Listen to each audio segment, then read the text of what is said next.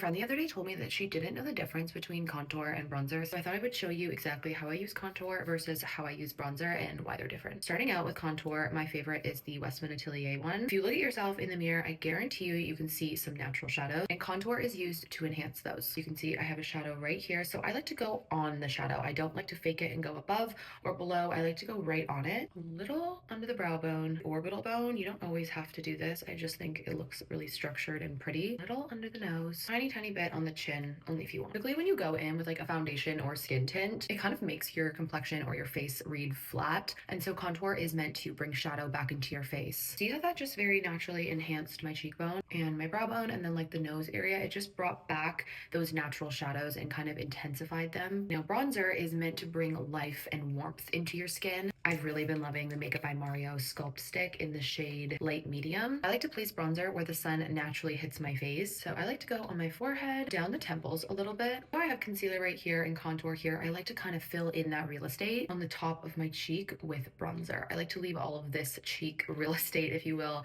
open for blush. If I'm not wearing blush, I kind of go a little more heavy-handed with bronzer and bring it onto the cheek area. To go a little bit on my nose as well. I also like to add bronzer on my eyelids. I think it just gives like a really healthy look to your face. I feel like you can really see the warmth on my cheek and the definition of my cheekbone, and that is the biggest difference between contour and bronzer. You can of course use one or the other, but you can use them together, especially if you do it properly. Tip to making sure your makeup doesn't read as muddy or heavy or cakey is making sure not to overlap the product. This also applies to blush. Obviously don't want like stark harsh lines showing where each step is. You also don't want the products to lay on top of each other. You want them to just ever so slightly cross over or like kiss. It just like brought warmth and structure back into my face. Hopefully you learned something. I know that makeup can be really confusing and there's so many steps and so much information online. Makeup shouldn't be complicated, and I'm here to explain any other steps that you guys are confused about. Let me know. I'll see you guys in another video.